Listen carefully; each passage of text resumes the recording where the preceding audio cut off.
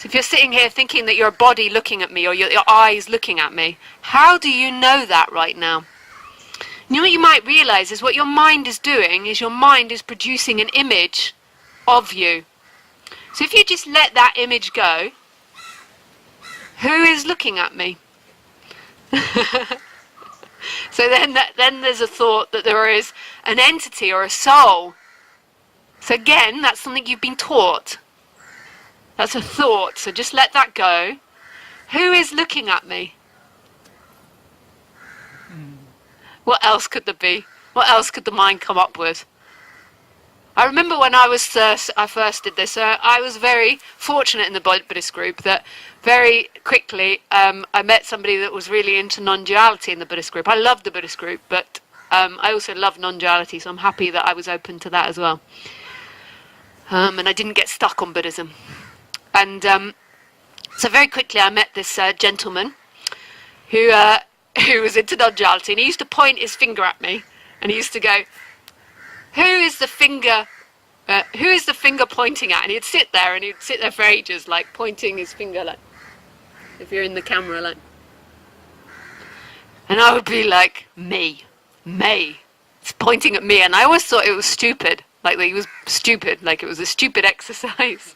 But it's actually really profound if you're willing to explore this. Who is the finger pointing at? Me. I'd be like, me. Who is this me? What can begin to happen is a separation between the thinking mind and the feelings, and there's something else that's experiencing. So in non-duality, they would call it consciousness. In Buddhism, they'd call it consciousness too. And then they would eventually go further than consciousness, and they would say mystery. But we're going to stay with consciousness today. So they'd say there is this consciousness. And this consciousness is not bound by anything. It has no limitations on it. And this consciousness is conscious of thinking. It's conscious of the feeling. It's conscious of the emotions, and it's conscious of the body. And what happens is that, I just have to put this in between my leg.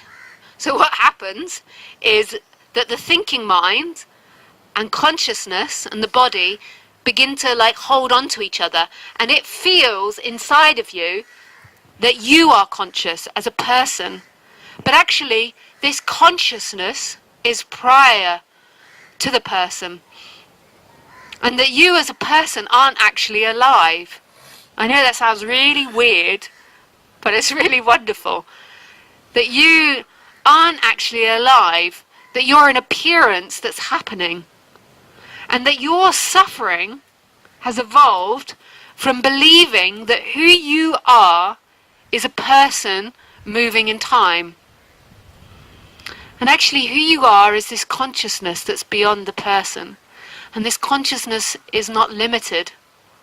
Your suffering comes from believing you're a limitation. This consciousness is everywhere. Everything is consciousness. It is unlimited. It is unbound. It's only present here. It's not stuck in time. It didn't come from the past. It's right here, and it's everything's birthright. Everything. And this isn't intellectual. This is experiential. So this isn't something I'm teaching you in time. Like, I know it sounds like I'm teaching you in time, and there's one part that's teaching you in time and helping you in the time, helping the person in the timeline to relax. But then there's something that's teaching you beyond time. It's teaching you about something that's here, that's really miraculous and special.